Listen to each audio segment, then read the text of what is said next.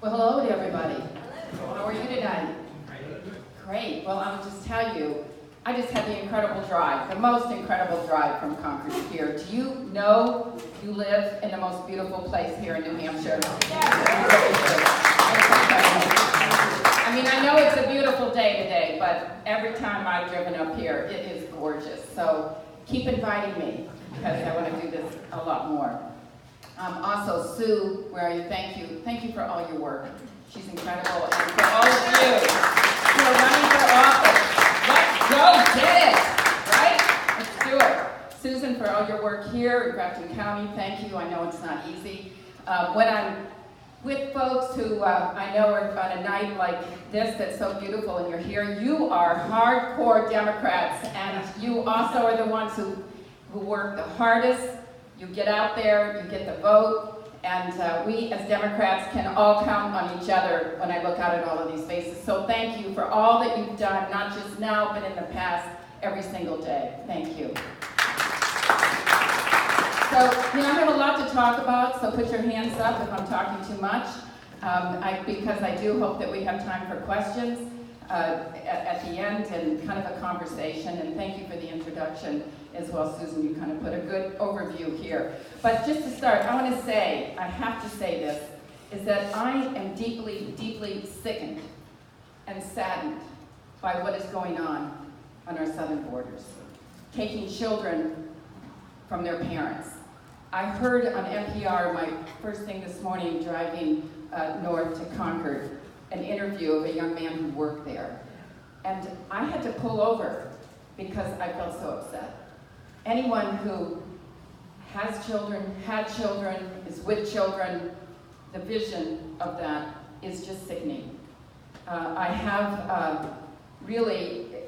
I don't understand why that's happening, and it really gets to the core of who we are as Americans and how we treat people.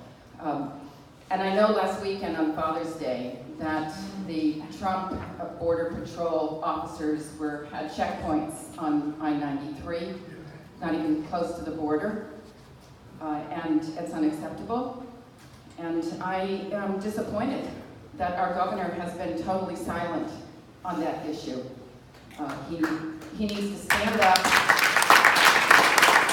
He needs to stand up to Donald Trump and say, we do not want deportation officers here in our state of New Hampshire. And so, in all truthfulness, as Susan said, I was in the Senate for 10 years, quite an honor. It really, truly is, and those of you who are running, you will see that, and those of you who have know what I'm talking about. And after that election in 2016, I was devastated. I'm sure many of you were too. And you woke up the next morning and said, this is not possible. This could not possibly happen. But what really happened to me, and why I decided to run for governor, was that I started to see that many of the policies that were being implemented in the Trump administration had made their way to New Hampshire under our current leadership here as Governor Chris Sununu. And I said, I cannot sit on the sidelines, and I cannot be a bystander. And that's when I decided that I am running for governor of New Hampshire. What I want is I want a New Hampshire that works for everyone. A New Hampshire that makes sure that we all have the opportunity to succeed, not just a few. And I will tell you where I kind of learned that. I learned that growing up in a large family. I'm number 2 of 11 children. And I'm the oldest girl, so I think that gives me a little credibility. But what I learned was sitting around the dinner table every night, which you can picture 13 people. And it was not about just one person. And what we learned really early on is that if one of us was to succeed, we all needed to succeed. And that's what I want for New Hampshire. If one of us is to thrive here in New Hampshire, we must all thrive. We are in this together. I also want a New Hampshire where everyone has the opportunity for an education, job training, skill training, so that we can take care of ourselves, and we can take care of our families, and we can be a part of our communities. Education is personal to me. Today I am married to a wonderful, wonderful husband, and we have 4 children now, and we now have as well 7 grandchildren. Very blessed. But long before that, I was a single mother with 3 little children. And I knew that if I didn't go back to college and finish my degree, I wouldn't have any training to move on in my life. So I did. I convinced King State College that they needed somebody to manage the housing where we would be living, where I was living with my children. And they believed, they said, "You're right, you've got the job." So I managed the family housing on that complex. I also cleaned the laundry rooms there. Had a paper route one night. I worked as a waitress one night a week, and I had a paper route on Saturday mornings in Peterborough, New Hampshire. And that's what we did to get by. I was willing to do anything to move forward in my life and to take care of my family, to be the parent I wanted to be, and to provide with them and give them a future. Anything. Like people in New Hampshire who work hard every day. But we all want to get somewhere, right? We want to build a future. We want hope for where we can go. That's what education did for me. And I want to run for governor and be governor in this state because I want to provide that opportunity for others. Whether it's college, whether it's job training, whether it's skill training, that's what I want to do, and I think that that's what we can do. As Susan and Sue both mentioned the voucher bill, I have to respond to that because when I was in the state senate, which I never thought would happen when I was cleaning laundry rooms, but it was a great opportunity and honor. That bill was there. It was there then. And one of the reasons that it never got anywhere is because we had a Democrat who was a governor and she vetoed it. And that's what's happening today is we do not have a Democrat who is a governor sitting in that seat, and that's where I want to be, and that's what I want to do. You know what that voucher bill is, and because of all of you, it didn't pass. But the governor says, if re-elected, that's the most important piece of legislation he has to get passed.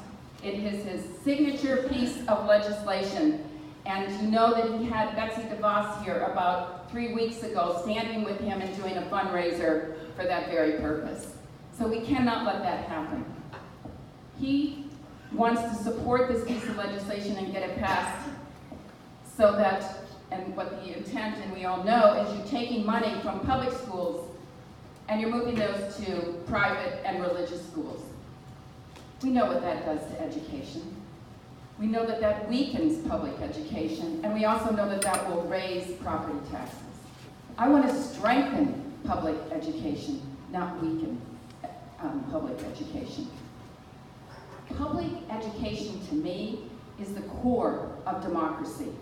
If we erode public education, we erode democracy. It's not acceptable, and I would veto that bill immediately.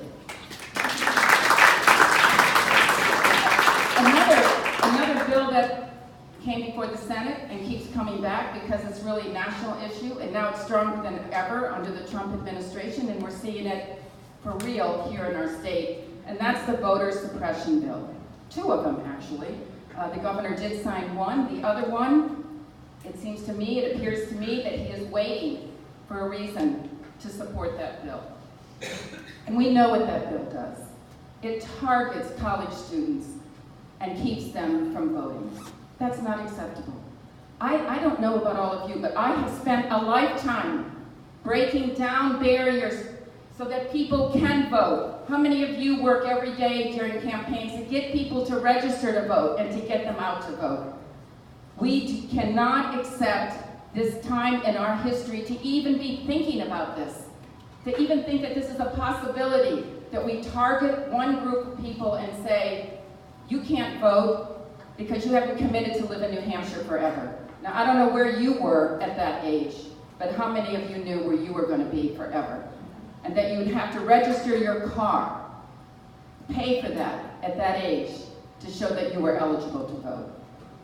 So if you're a college student in our state and you live here, you have a right to vote. And again, that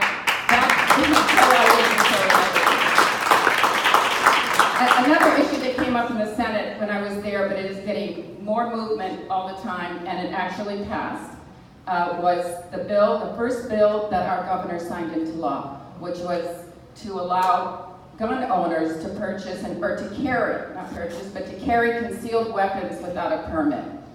That is wrong. We are talking about gun safety today. Do we not need gun safety? That is just common sense gun safety. All you have to do is get permission from your chief of police. That's all. We know each other in New Hampshire. We know each other in small communities. It's just common sense. That's the first bill he signed into law. So I look at all those incredible young people, juniors, seniors in high school, who are standing up and so courageous, and they're disappointed in us. They're disappointed because they're going to school and they're afraid, and they've seen what can happen. I stand with those young students, and remember, they go to public schools. They're great. I am not going to wait for an incident like that to happen in our communities. It is time to pass universal background checks and to work with the states who are our neighbors to make sure that we have transparency and that we need to keep guns out of the hands of children, and we need to keep guns out of the hand of domestic abusers. And it is time to keep military-style weapons off the streets of New Hampshire. And yes, you do need a permit to carry a concealed weapon. And these are the things that I will do as governor. We're talking about safety. As you mentioned, there were some other issues in our state, the opiate epidemic. Now I just have to take a minute and thank our U.S. Senators Jean Shaheen and our U.S. Senators U.S. Senator Maggie Hassan, who has gotten $23 million now into our state to address this crisis. We have to look at the opiate epidemic as a public health issue. That's what it is. We cannot arrest our way out of this. I don't know anybody who hasn't been affected by this epidemic. I meet people every day who've lost a son, a daughter, a family member, and also grandparents who are raising children. And we can address this issue if we're committed to do it in a comprehensive manner, as we would any other epidemic. I will tell you just a very quick story. When I was out campaigning in Manchester one night, and we walked over to the fire department and talked to them, and they were telling us, you know, our job is different today. It's different than what you think. I said, why is that? And he said, because we're the first ones to respond to the opiate epidemic and to the overdoses. And as we were talking, the siren went off, and they had someone they had to go to that was an overdose. And the captain looked at me and he said, come with me. So I did. I jumped in that fire truck, and I went with them. And I saw them bring somebody back to life. I saw them do that. This young woman did not want to be in that situation. She was sick. This is not what she wanted. And as we were driving back, they took her to a hospital, and hopefully she was taken care of and can seek some help. But we have so much more work to do to make sure that we follow through. And on the way back, I said to the captain, because I watched this, I just said, what was that like? How do you feel? He said, well, Molly, this is my 4th time today. We need to support them. We need to address this epidemic, and we need to conquer it, and we can, and we will, if we make the commitment to do that. We will. So I think a couple weeks ago, Governor Sununu said, we have more money than we know what to do with. Now we could take some of that money and support those recovery centers that are having trouble, even keeping their doors open. We could do that. We can take that money and we can invest that in job training, public education, and we can pay our teachers. When I see businesses, they tell me every day, what I want is a prepared and skilled and educated workforce. Not one of them said to me, well, could you lower my taxes? But our governor has given tax breaks to the 3% of the wealthiest corporations in our state, amounting to about $100 million. Think how we could invest that in public education, from kindergarten through 12th, through higher education, and make colleges affordable. We can do that. Another bill that's dear to my heart that we tried to get through, the governor promised when he was campaigning that he would, and then he didn't. And he has a majority. He has a majority in the House and the Senate, and that's the Paid Family Medical Leave Act. When I meet young people, and they tell me that they're leaving our state, and we need them, because they don't see opportunities here, and they talk about that bill. They talk about that bill as important because they know that's important and that it defines our values in this culture.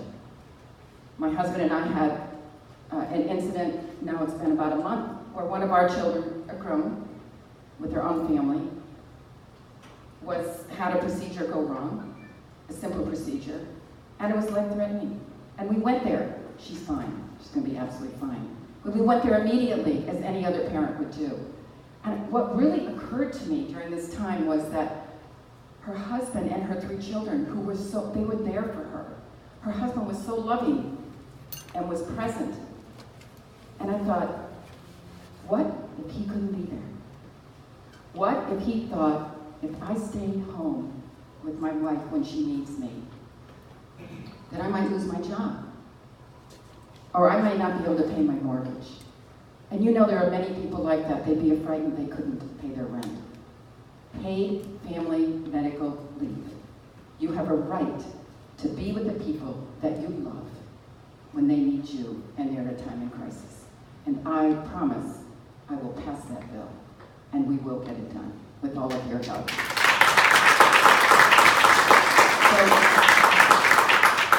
So I would just say that, yes, I've had 10 years in the Senate. I spent a lifetime on many of these issues. And I stand strong for my record, and I'm proud of my record in the state Senate. Together, when I was in the Senate, all of us together, we always stood up for public education. I championed women's rights, and I will stand with Planned Parenthood every single day.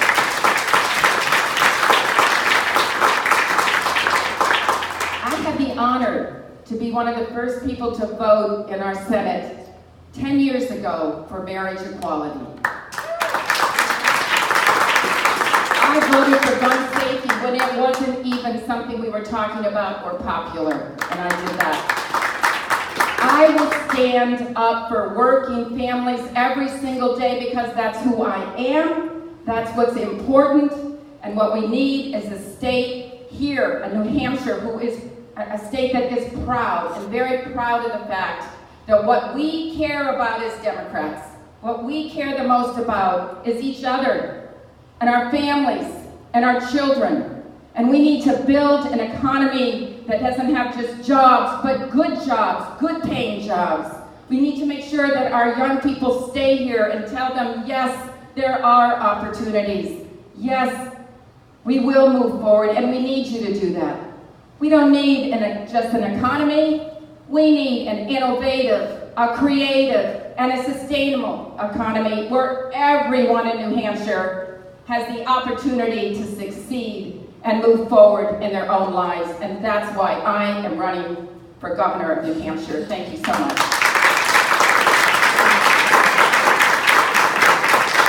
I will tell you that obviously I can't do this by myself, that we need everybody to do this, and I need your support. I will just share with you that I, in this campaign, made a commitment and have not taken $1 from corporations.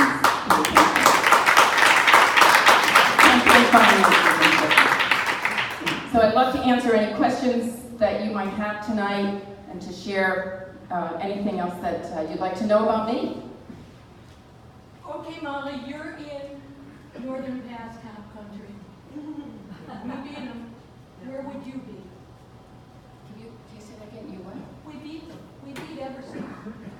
On the Northern Pass. I'm Yes. sorry, didn't get that. Right. I have never supported Northern Pass. I have not supported Northern Pass.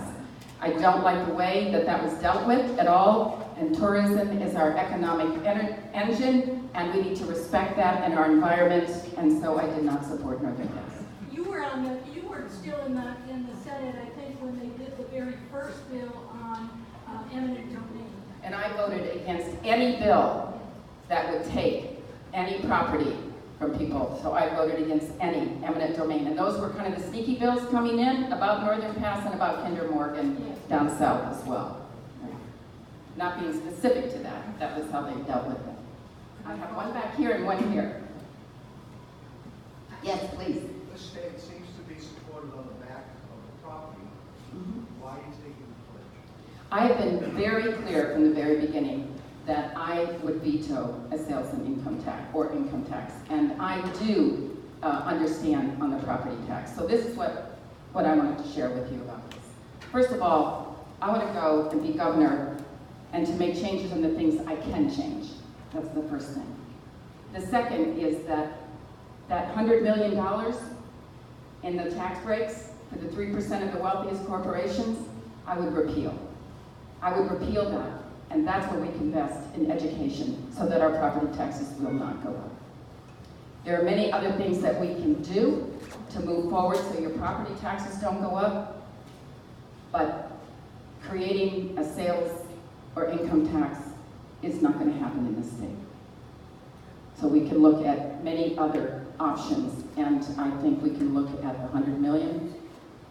As you heard me say earlier, one of the things that we need to do is to invest in workforce and in education. And if we do that, and people say, how are you going to do that? What is most important to you is what you budget first. The first thing in your budget, correct? The thing that's most important to you. Education is the most important thing to me. It will be the top priority in my budget as governor. And we will invest in education and training. We will create public policy that is welcoming to our young people and keep them here. And we will make sure that college is affordable by a number of different things that we could do. We are going to invest that money in education. No tax breaks for the wealthiest corporations. That money stays here, and we're investing that. Businesses, as I told you earlier, are saying what we need is the workforce, not tax breaks. So we're going to create the workforce. We're going to have that, and those businesses are going to make a profit. And they're going to do well. And the profit and enterprise, business profits, business enterprise, will come back into our revenue. And those are the two biggest taxes in our state. And we will continue to reinvest those. And that's what we can do. We can do those things. And that's what I will do as governor. Because I understand we cannot raise property taxes. I'd like to follow up on Sue's note. Sure. Louder, Nancy. Move it to the present. One reason that the people who live here and up and down the line were able to defeat Northern Pass was because of the newly reformed SEC procedure that was in place that we had voted for. And I don't know if you voted for that or not, but my question is, those slots will come up for reappointment. The PUC will come up for reappointment. I'd like to know, A, do you support the reformed SEC process that opened it to the public in a very Yes. wide way? Yes. And B, what will you look for? Who will you appoint to those key positions? Because I think everyone in this room knows that Eversource is not going away. No. And that they are, right now, probably, writing legislation to eviscerate that reformed SEC. Maybe I could put you in that. You People do like well. people like you. People like you, for sure. Could you repeat the question? Yeah. I don't think I could repeat it quite as eloquently, but I'll sum it up. My question is, how would Molly deal with the upcoming replacement appointments for public utilities commissioners and SEC commissioners? What would she look for? Who would she appoint? And would she work to prevent Eversource and its companions from eviscerating the present very effective SEC situation? And no, I said I do support the reform, and I also said I am going to appoint you and people like yourself. Can I just respond to one more thing, and then I'm going to take your question. I don't know if you noticed yesterday, but the governor vetoed 2 bills. Yeah. Well, one of them was a group net metering bill. Guess who got the first group net metering bill through in the Senate? And do you know how hard I had to work against the same people you're talking about?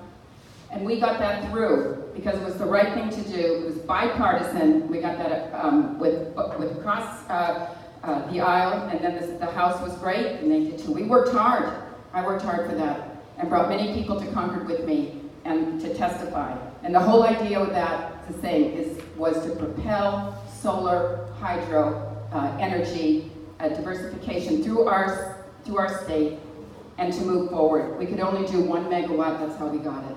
The bill that he vetoed was to increase it to 5.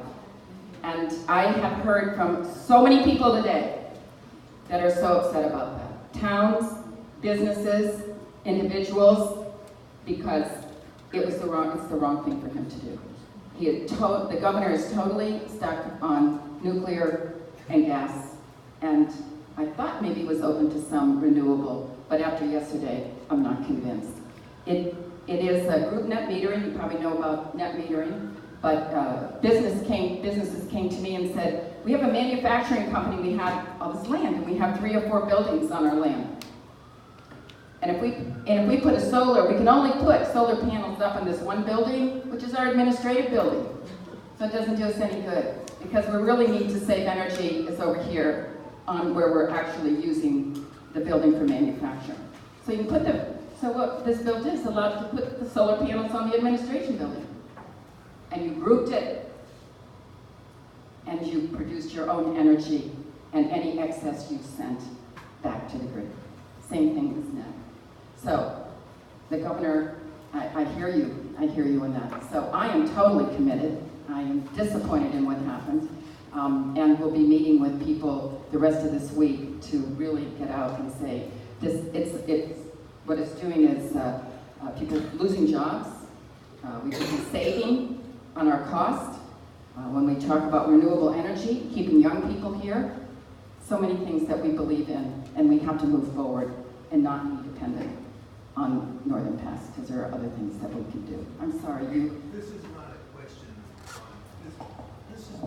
This is not a question on Northern Pass. Okay, it's an aside comment because Northern Pass is still covertly supported in Massachusetts where they want it. We'll keep fighting. We'll keep fighting. Keep fighting. And I just want to answer your question when you mentioned the sales and income. I would just say there's nobody in this race, the governor or my opponent in the primary, who has not said the same thing I have.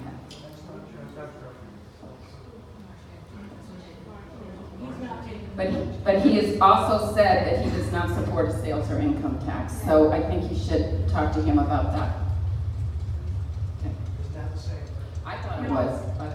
I thought it was too. So, but that's a conversation that you should. I can't answer that. I will just tell you on the record, there is not a candidate running for governor who is supporting a sales or income tax. The reality is, unless you take the pledge, you have no shot at getting it. Isn't that true? You know, I think that one thing that you can say that, you can go there and say that, and I understand. But I think you also have to be honest about where we are. It is part of our culture. It is a very hard thing to change. The people of the state have been real clear. They're not ready. Maybe they will someday, but they're not ready. What I want to do is I want to move forward and change the things and make a difference in the state about the things that I can do, that we can do together, and that's what I want to focus on. And I don't want to raise property taxes, and you heard how I believe we can go about moving forward, not raising property taxes, and moving our state forward, and creating a very strong economy that won't be dependent on raising property taxes. And that I can do, and we can do that together. And that's really why I am taking the stand that I am. Thank you. We have a lot of questions here. See, I don't have any idea who's next. Is there somebody who has been waiting a long time? Yeah, you're down there. Where? Would be correct to. Yeah. Right here. Do you need a microphone? No. Okay. Louder. I'll say it, I haven't said it yet.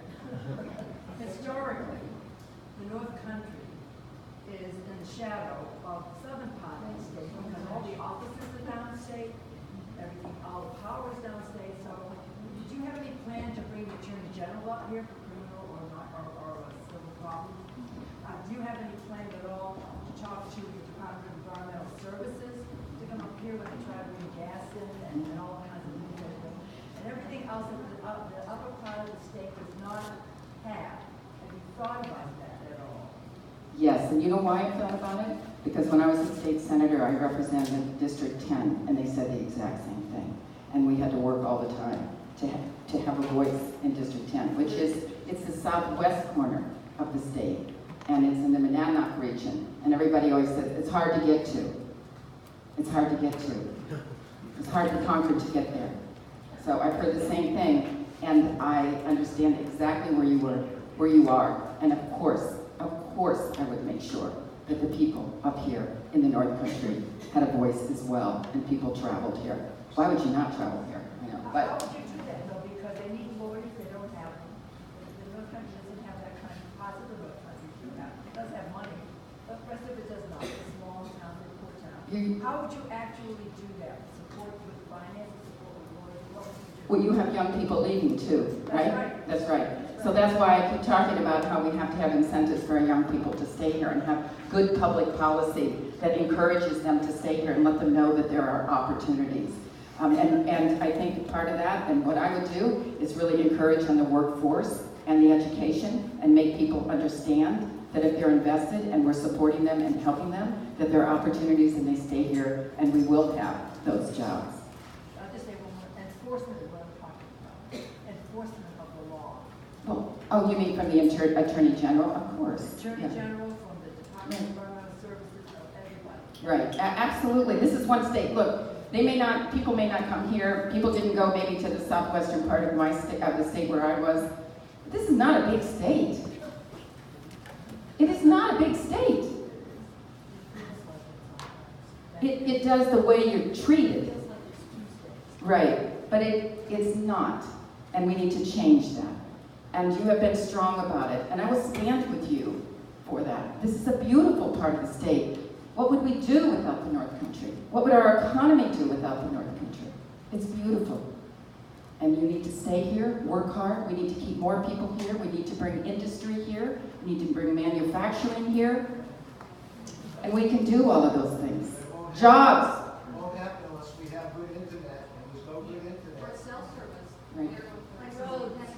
And every candidate promises you get good broadband internet. So, a bill that I put into the Senate was a bill that you could actually, in your own towns, bond to complete broadband and internet. It didn't work because we didn't have the majority in the House and the Senate to get it through. But Senator Khan, from my same district, who is now the senator from that district, who's a Democrat, did get that bill through because we work at it, we work at it, and we work at it. And so that has changed, and that bill passed. So I think that you can rest assured that there will be more access. It's unacceptable. How would we keep jobs here, new jobs? How do we keep young people here if they can't access any internet outside of the state?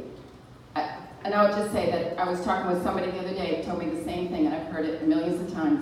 I got a job here, he said, but my wife can't because she wants to work at home and keep her job in New York. I hear it all the time. We can't afford to move our economy forward if we don't have these things in place. And these are things we can do. When all of you are elected and you're in the House and you're in the Senate and I'm governor, no problem. No problem. So if you want to change things, vote for a Democrat and vote for me as governor.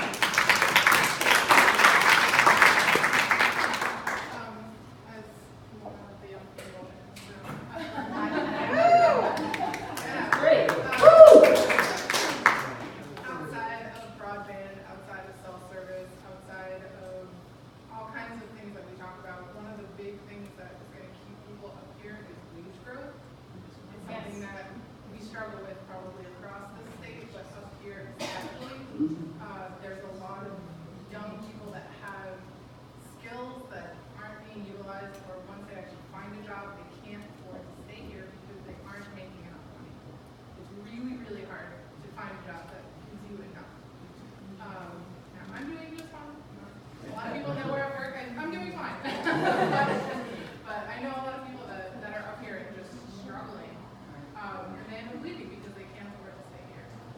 I have voted to increase the minimum wage every single year I was in the Senate, and I will continue to do it. Up to $15 is where we need to go, and There are small businesses here that I think could use incentives to give wage growth and investment in their workforce a big look.